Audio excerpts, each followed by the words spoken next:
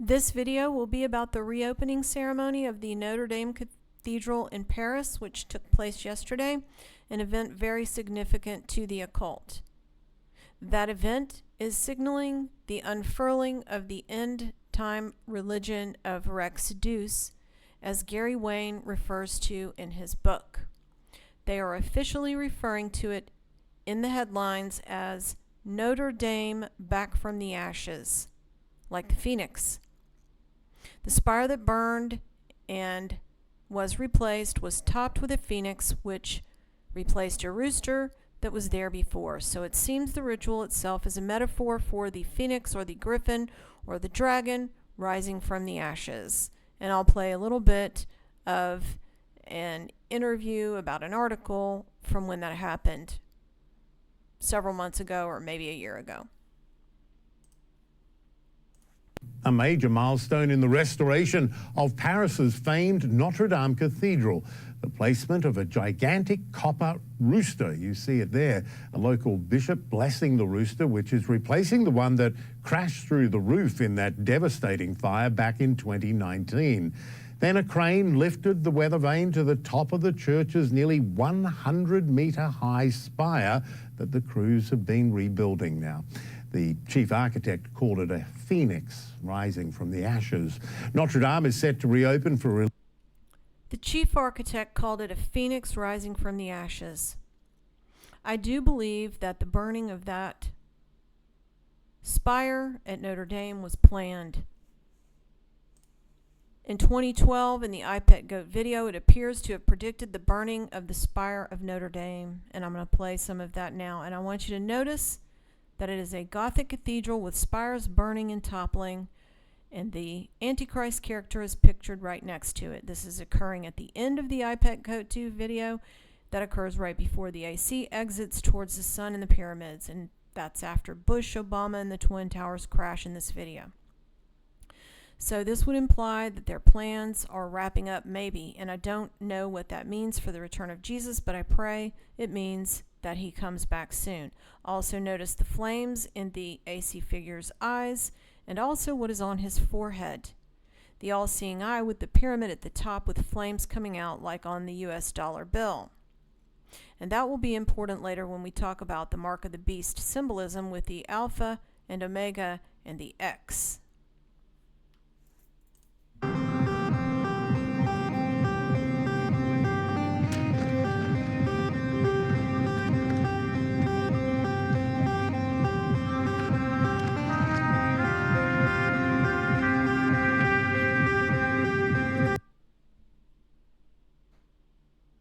Okay.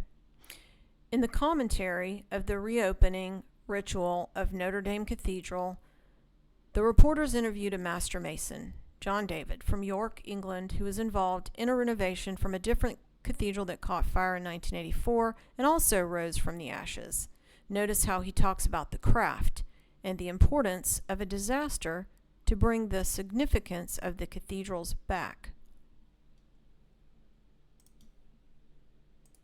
Get towards the opening of the doors, and actually the inspiration as well of a certain master builder, if you will, that many still look towards. We're talking about Eugène Viollet de la Duc, who essentially restructured Notre Dame back in the 1800s.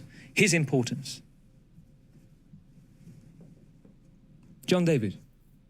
Well, it was a wonderful reawakening of the importance of these cathedrals. As somebody mentioned earlier, it sometimes takes a slight disaster to actually do this, but they are there. They're for the people. They're for the religious base, but they are a symbol of the people, the country. They survived. They survived so long. And we should keep them going. And the craft is there as long as the willingness to get the job done. We should keep it going. The craft is there as long as there's a willingness to get the job done. So yes, I do believe they caused it to burn so that it could be rebuilt by these craftsmen and bring the significance of the cathedrals back. And that significance has to do with the return of the end-time religion. In this video, I'm going to talk about the significance of the cathedrals to the occult, and I will also be talking more about this craft. So they made a huge event out of this with the leaders and heads of state there and some celebrities also. You had Prince William, Macron, Trump, Zelensky, Elon Musk, other princes and kings and dukes of Europe, Africa. Charles was not there, and they didn't mention it, but they did mention the absence of the Pope. Apparently, there was a trilateral meeting between Trump, Macron, and Zelensky, probably discussing the upcoming war ritual. They said that there were 6,000 police, plus military, plus drones. Imagine how much that cost. They said that the restoration costs were funded by donors, over $850 million. The announcers made a big deal about the order of arrival of these heads of state, for some reason having to do with protocol. They were pointing out that Trump was arriving last, and they referred to Trump as the soon-to-be most powerful man on the planet.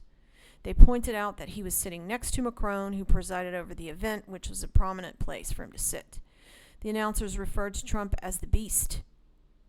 I know that his vehicle, the Black Tahoe, is referred to as the Beast, but they called Trump the Beast. I'm going to play a clip from where they make this referral, which is preceded by another reference to the history of the cathedral. You shouldn't forget that during the French Revolution, Robespierre, the most radical leader, initiated a cult of the goddess Reason in the cathedral. And then if Victor Hugo wrote his book, The Hunchback of Notre Dame, it was because of the cathedral was falling down, literally. And they had decapitated a number of statues, a great number of statues, Yes. thinking they were previous French royalty, and they were wrong. Well, actually, no, they were just the kings of the Old Testament. Yes. They were the king of Judah and Israel, but they looked like kings. And actually, what was beheaded was not kings, but the royalty. I'm guessing, given the images we're seeing, what appears to be, well, it's a Peugeot, but the black I saw gave me a sense of a motorcade of maybe seeing the Beast shortly. We are, 10 minutes away from the opening. As Katavan, you mentioned a moment ago, we will soon see President Trump. Are we going to elect Trump, I should say? Are we starting to see his motorcade? Cars that are too small. So you heard them refer to Trump as the arrival of the Beast. But before that, the French commentator was talking about the cathedral during the French Revolution, which would have been during the time of Napoleon. He was referencing when the Notre Dame in Paris was desecrated and renamed to the Temple of the Goddess of Reason. The Christian altar was replaced with an altar to liberty, and the inscription to philosophy was carved over the cathedral's doors. Statues of liberty and busts of Enlightenment philosophers replaced the kings of the Old Testament. Wasn't it France that gave us the Statue of Liberty? Trump has stated that he and Alexander the Great and Napoleon were cut from the same cloth. You could say that Alexander the Great is Apollo, since he was the son of Zeus or Satan. Interesting that Trump is associated with Apollo, with all the gold and the Apollo decoration in his 66th floor penthouse in Manhattan.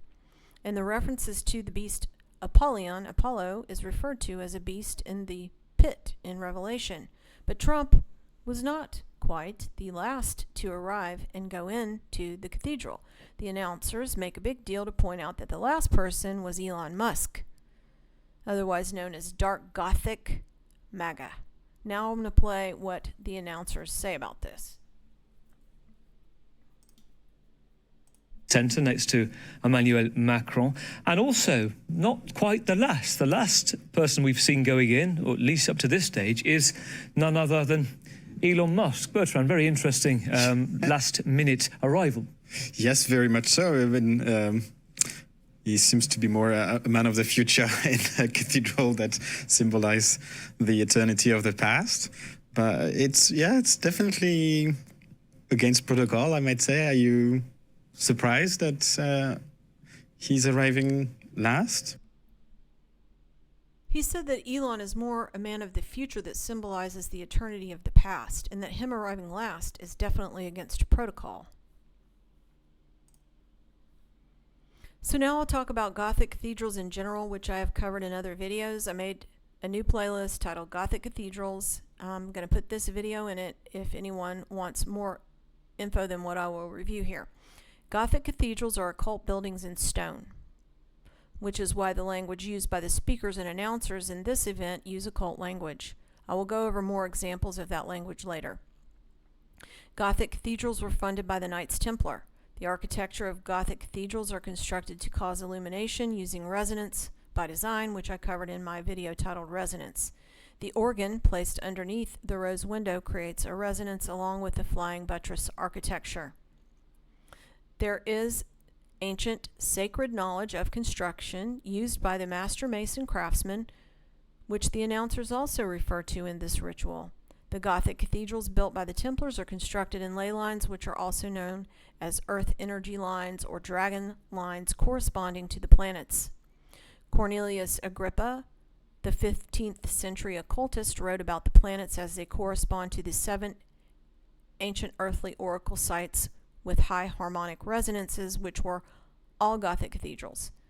The Order of the Dragon, the Druids, and later the Templars established Gothic cathedrals at these locations as a pilgrimage to enlightenment, which you hear Elon Musk talk about a lot, and it was referred to as the Lactodorum, or the Great North Road, reflected in the Milky Way above, and these were mostly the Gothic cathedrals in France. So the moon was St. James Cathedral in Spain, Mercury, Toulouse Cathedral in France, Venus, Orleans Cathedral in France, the sun, Chartres Cathedral in France, which is also a Notre Dame cathedral, Mars, another Notre Dame cathedral in France, Jupiter was Amiens Notre Dame Cathedral in France, and Saturn was Rosslyn Chapel in Scotland. So Jupiter corresponds to Amiens Notre Dame Cathedral in France in Agrippa's account, but this ritual was performed at the Notre Dame in Paris. But regardless, this Notre Dame in Paris is still built on top of the temple of Jupiter, and the announcers in this ritual point that out. Macron is from Amiens, by the way. But I'm going to play where they point this out about it being on top of the Temple of Jupiter. One moment. Of this jewel of France. Well, we usually try to tell them that even before Notre Dame was built, that very location was the center of Paris, a temple that pre-existed even the Catholic institution there was found. So this was a Roman temple to Yes, Jupiter? Exactly. And a pillar from it is now at the Carnavalet Museum in Paris. So it's those very stone, this very piece of land is the beating heart of Paris since even before it was called Paris. And maybe you talked about the self-coronation. Before Notre Dame was built, it was a Roman temple to Jupiter at that site, and it was the beating heart of Paris. So now I'm going to play some of where the announcers are referring to the master masons involved in the restoration. Artisanship with international help as well from all around the world that dates back, they call them the companions of duty, that dates back to medieval times, passing tools and skills on from that. Bertrand, just a quick word from you about that, just looking at the artistry to get it back and the honouring the old traditions. Yeah, you mentioned the companion, and the companionship is something that started with the building of the cathedral, as the Masons were starting to get organized, share their secrets, some say, or knowledge, other would say, and creating these guilds, and with the masters, the companion, the apprentice. And it's really astonishing to see that this has not disappeared. It never disappeared. So it's not like it was brought back to life. It's just the light was put back on it. And It never disappeared. The light was just put back on it when they burned the cathedral down and then are rebuilding it. Companions of duty are the master masons and craftsmen, and it started with this building 800 years ago with the cathedral. Sharing secret knowledge, never disappeared, but the light was put back on it. Now I'm going to play some of a different video that I made about the architecture of cathedrals, because I think one of those secrets is that it replaces ball and tenant worship. This limestone stela was found in Carthage, a Phoenician Canaanite colony. It's located in the British Museum and dates 200 to 100 BC. It represents Baal worship. It depicts the goddess Tanit, their chief deity and mother goddess, who ruled over the sun, stars, and moon. Her name means serpent lady. What I noticed was the similarity between its design and the design of the classic Gothic cathedrals, and also the symbolism of Freemasonry, and also some symbolism of a wall decoration in a photo with Gloria Vanderbilt. I will attempt to show those connections in this video. A commenter said, "What's evident is the marriage between this iconography to Catholic symbols and to Balkan heritage," which is exactly what Gary Wayne writes about in his book, The Genesis 6 Conspiracy, which I'll be reading from. Carthage was a Phoenician Canaanite colony in northern Africa, founded around the 9th century BC. Canaanites were Phoenicians. According to Gary Wayne, quote, "The Canaanite kings considered themselves to be living gods, descending from the demigod offspring of El and perhaps Baal, as witnessed by the famous Phoenician king Hiram, who partnered with Solomon to build the temple in Jerusalem. Phoenician tomb inscriptions describe a lineage of kings who represented themselves as the earthly representatives of gods, or the Nephilim.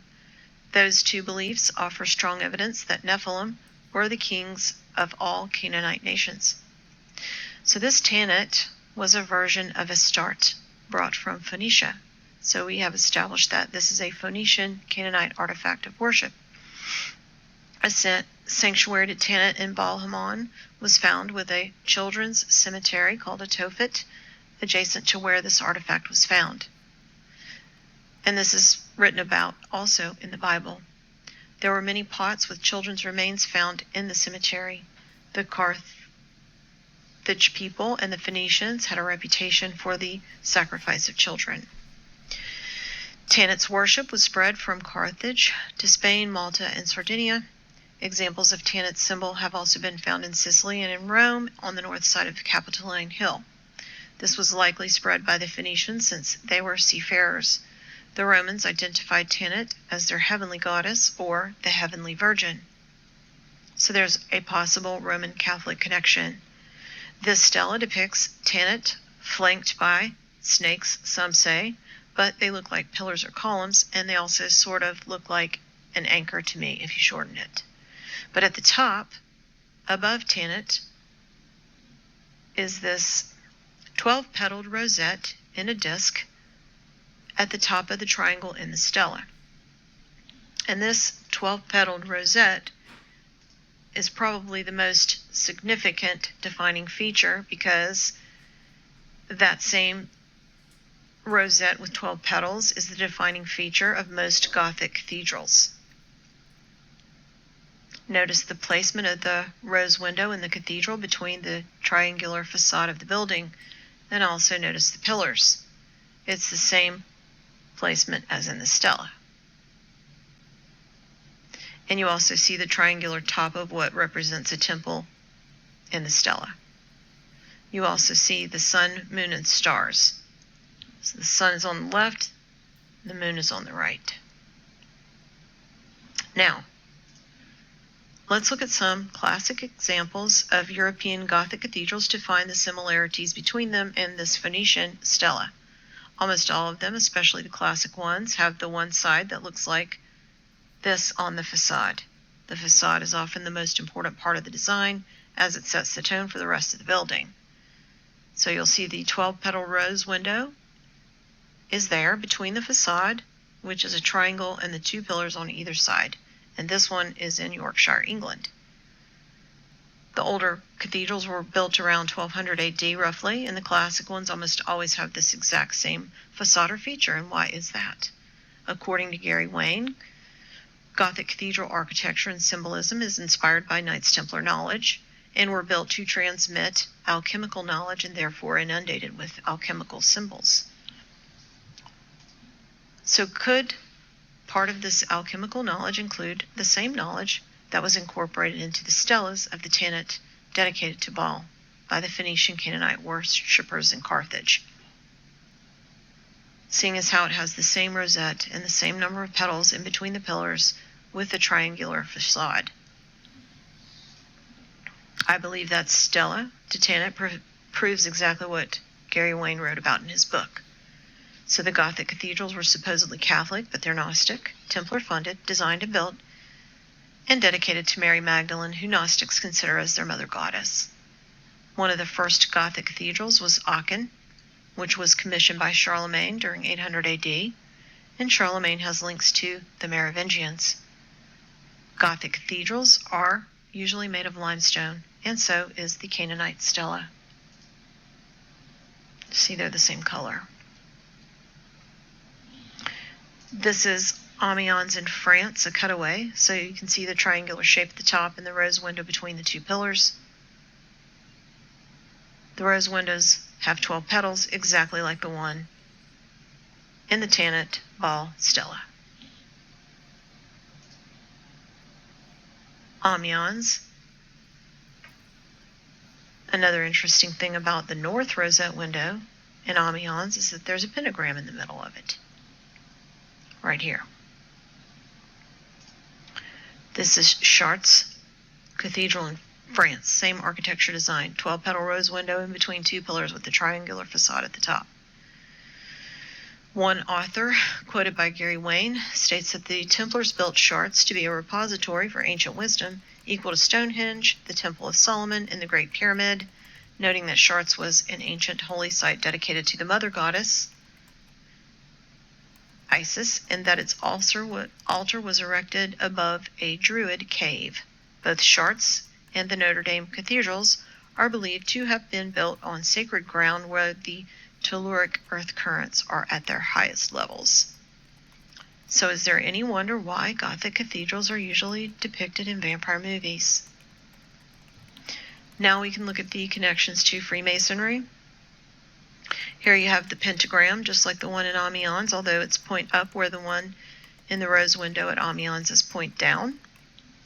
But you have the sun on the left here, and the moon and stars on the right, and the pillars. Also featured on the Canaanite Phoenician stela dedicated to Baal.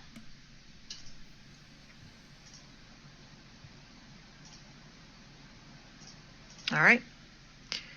Canaanite builder craftsmen were commissioned by the Phoenician king Hiram of Tyre to build the first Jerusalem temple, believing that they were blood descendants of Masonic craftsmen, and that was in 957 BC.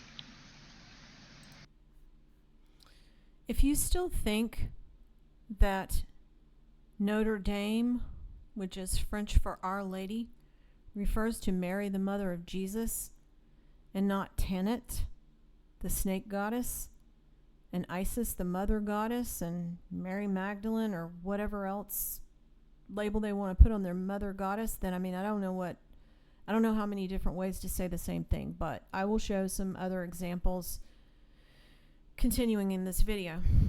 The phoenix that was placed on top of the Notre Dame also has a reference to the Phoenicians. So, here is the same classic Baal Tanit reference in the south facade of the Notre Dame in Paris. Right here in the middle you see it. The spire that burned was replaced, and that is the one that is directly behind that facade. On the limestone stela to Baal Tanit, you also have the Omega symbol.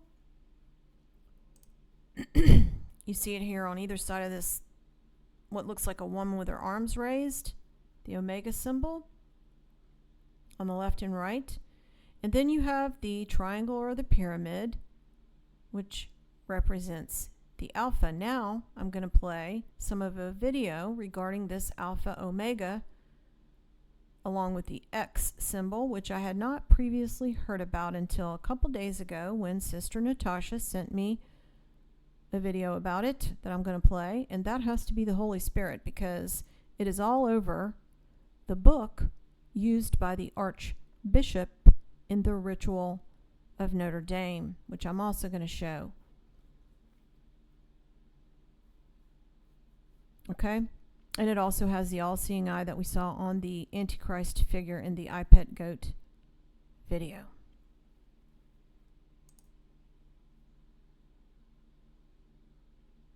I'm going to play some of this iPet goat video now.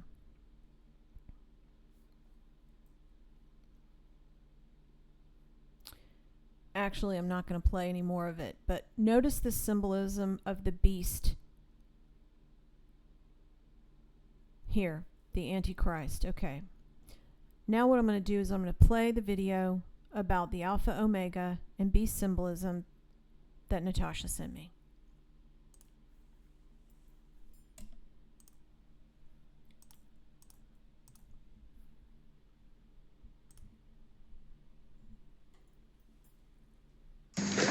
The most dangerous and most sinister organisation in the entire history of mankind is an organisation called Omada Aho. Now, an Armada is a team. So the same as you would have sorority groups in the universities in the USA, and they would use Greek letters to identify themselves, usually 3 Greek letters. This team does the same. They are called Team Aho. Aho means sorrow. That's Team Sorrow. Let's just take a look at who Team Sorrow are and the worldwide evidence that proves that they are the world's largest and most sinister conspiracy. This is the mark of the beast, the pyramid, the X and the disc. The disc is also known as the flying disc, the winged disc, the horn disc, the sun disc and a halo. Wherever you see these symbols, in whatever order you see them, or angle you view them from, these organisations, be they governmental or business, are connected directly to the Freemasons. And the Freemasons are a satanic cult which goes back to the days of Babylon, the mother of all prostitutes. They are a satanic trade union controlling the entire world and all of its trade and wars, etc. And this is their mark, the mark of the beast. And the mark of the beast is a logo, same as you see outside governmental buildings, businesses, etc.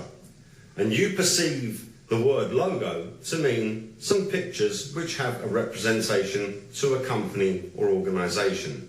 That is as far as you get to understanding what it really means. The word logo is Greek. It means word. So when you are looking at a logo, you are looking at a word, and that word has a meaning. And the mark of the beast is a word, and it has a meaning. The meaning is deep and terrible sorrow, and the word is aho. Reading from bottom to top. Let me show you how. Almighty God said, I am the Alpha and the Omega, the beginning and the end. The devil wants to be God and parodies everything that God does.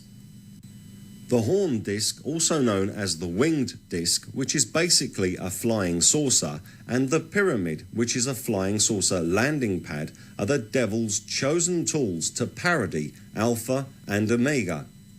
The mark of the beast in its most basic format consists of 3 Greek letters, Alpha, Omega, and the letter He, which in English is pronounced X, but in the Greek language is pronounced as an H. The 3 basic letters of the mark of the beast spell the word Aho, which is Greek and means deep and terrible sorrow. So I'm not sure if that is the mark of the beast, but it is definitely a mark of the beast. Notice the symbolism of the beast that he's referring to looks a lot like this bas relief.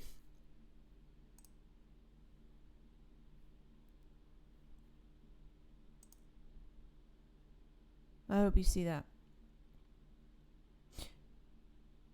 Which, as I illustrated before, correlates to the Gothic architecture of the cathedrals, and that is one of the secrets. Natasha also pointed out that sorrow in this context could also refer to the Eye of Sauron.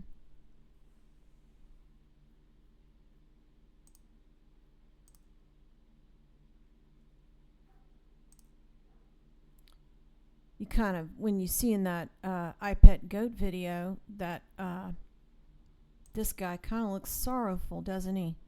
But you see on his forehead, it's the same representation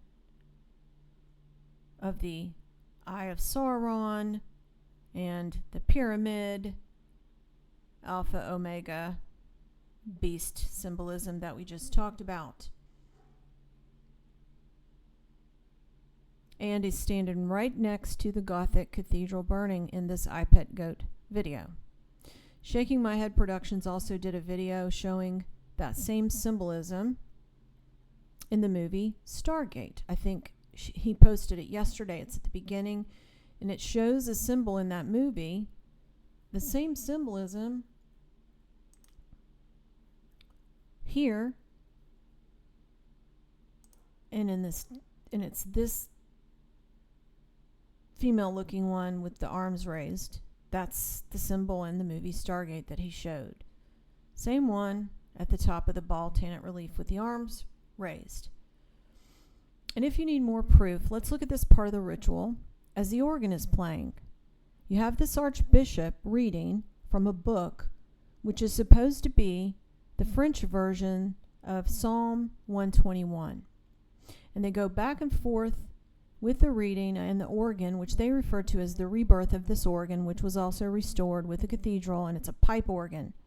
Ezekiel describes the workmanship of pipes and timbrels that were prepared for a certain someone on the day they were created. Thou hast been in the garden of Eden. Every precious stone was thy covering, the sardius, topaz, diamond, beryl, onyx, jasper, sapphire, emerald, and the carbuncle, and the gold, and the workmanship of thy tabrets and of thy pipes was prepared in thee in the day that thou wast created. So I'm going to play some of this video now of the organ and the reading of this book in the ritual in the Notre Dame Cathedral.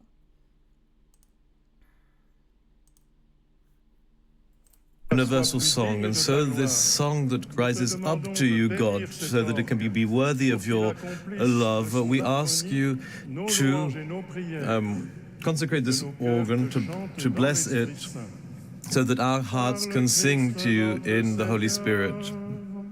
In the name of Christ, our Lord. Amen.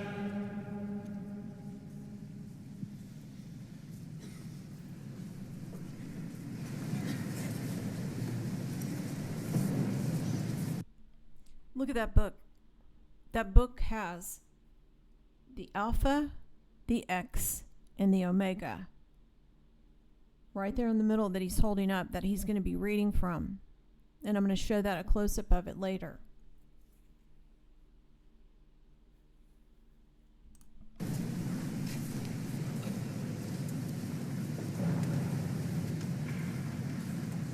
Éveille-toi, orgue, instrument sacré, entonne la louange de Dieu, notre Créateur et notre Père.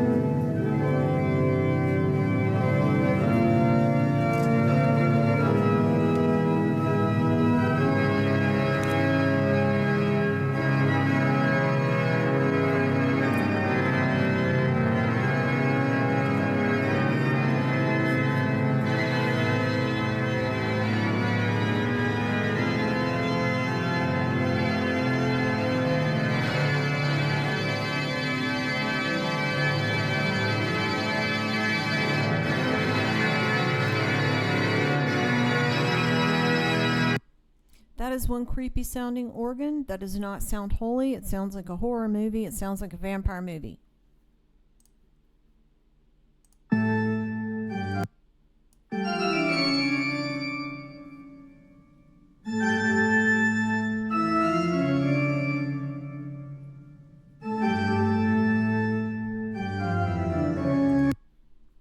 I mean? So they just go back and forth reading from that book and playing the organ. I'm telling you, the world is run by satanic vampires. You can call me crazy if you want to, but I'm just going to keep giving proof. So that book, here you can see it a little better. The same book used in the ritual of knocking on the door with the shepherd's stick in this ritual. The stick is called the crozier, and they refer to the opening of the doors as portals. See, this guy's holding that same book, Alpha X Omega. Opening of portals, and he says that when they're knocking at the door, they're asking to be let in, like a dang vampire. And this is why the Gothic literature is about vampires and Frankenstein, etc. It's not a time period thing, as stated by the historians. It's an esoteric religious thing. Remember the vampire movies that are riddled with occult knowledge and the hints at vampires being bloodliners. They also include alchemy in the vampire movie theme. And now I'm going to go over other examples of the occult language used by the announcers in this ritual. They make a reference to alchemy in building cathedrals, and I think the person who states that is one of the announcers named Clovis. And they make it a point to note that Clovis is named after a Frankish or Merovingian king, Clovis. They also talk about the transition from darkness to light, and that France can achieve a great work. Macron said the cathedral speaks of transcendence, which is the meaning of the work. They also play bells that are blessed by Louis XIV, the Sun King, the Bourbon, the Plantagenet, the Anjou, the Golden Voyager. And I'll play some of that now. You might be able to hear sound now of this is the largest bell. This is Emmanuel, perhaps aptly named, but this goes back to the days, I think, was blessed by the Sun King Louis XIV himself. It sounds in F sharp, I believe, as well, and is ringing tonight. So it's the same bell that was blessed by Louis XIV, the Sun King. And when Macron spoke, he was only honoring the building and the former kings of France and Europe, including England, who would be the Franks, the Merovingians, the Plantagenets, the Anjou, Bourbon, who I've talked about a lot on this channel. Most recently in my video titled Plantagenets, and the Rex Deuce, or the Dragon Court, as Gary Wayne calls them, which would make a lot of sense why they put a phoenix to represent the dragon on the top of the spire. They also say there is a relic crown of thorns in the ceiling in one of the buttresses. They say that one of the thorns was acquired by Louis IX during the Crusades. He was a Bourbon. This is just an article about how Melania and Brigitte Macron went to see the thorn crowns in a museum on a previous visit. They talk a lot about gargoyles being restored, and they make an excuse for the gargoyles, saying that you have to be aware of the darkness, and that's why they're there, and that they were just water spouts to keep rain off the building. But then they say that when they were restoring them, they had to use a different material than water so they wouldn't be damaged. So they're liars, and liars can't keep up with their lies, and they're of their father, the devil. And speaking of vampires, back in 2019, when this Notre Dame burned, they unearthed lead coffins which were found beneath the spire. And who was it? It was a nobleman and a clergy. And one last thing. They mentioned that celebrities were also there at the reopening of the cathedral, but the one that they kept showing was Selma Hayek, the actress and now producer. Here she is at the White House Correspondents' Dinner in 1998 wearing a tiara. She was in a movie called The Tale of Tales, and this is her portrayed eating the heart of a dragon. She's also played as Ajak in the Eternals movie. But she also had a role as a vampire queen in the horror film From Dusk Till Dawn in 1996, in which she performed an erotic tabletop snake dance as what? The Serpent Lady. And after that is when she wore the tiara at the White House Correspondents' Dinner. Remember that Tanit was the snake goddess, the Serpent Lady, and this is probably why they invited Selma Hayek to the reopening of their end-time religion Gothic cathedral, because she did such a great job of playing the vampire queen Tanit Serpent Lady in the movie. Thanks for listening.